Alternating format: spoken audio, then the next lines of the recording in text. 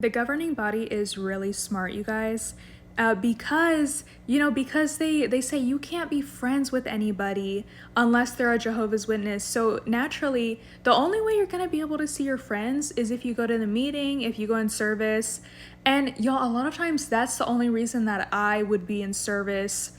I mean, yeah, like my parents were forcing me to be there, but the other reason that I want to go is because that's the only way that I can hang out with people or talk with people or interact with people like at all. Because if you are in school or at work, you're not supposed to really talk to those people, or you cannot hang out with them. It's like a super strict rule that is heavily enforced.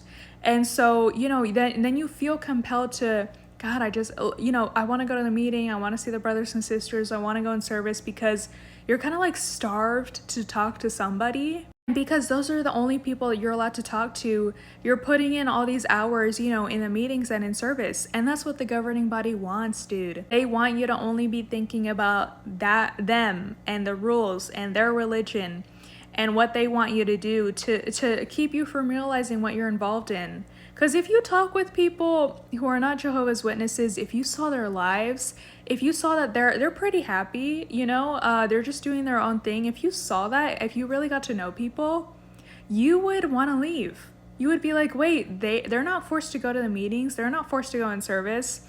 They seem really relaxed. They can participate in sports. They're celebrating Halloween. Like they seem really happy with their life. Maybe I don't have to be a Jehovah's Witness. Like, they don't want that. They don't want you to think. They don't want you to see what other people are doing with their life. They only want you to, basically have tunnel vision. And so you only know what your life is like and what the lives of the brothers and sisters are like. That way you don't even think, oh, maybe I'll leave. No. And that way it's easy for them to lie and say, yeah, like, everybody who's not a Jehovah's Witness, their life sucks. They're so unhappy. It's easy for them to feed you these lies, because how are you going to know it's a lie when you don't even know what people are like outside of their religion? And this was me, you guys. I was not allowed to bend any of these rules. Yeah, there's a few people who they kind of get away with having like one friend who isn't a Jehovah's Witness, but the majority of people, they don't be doing that.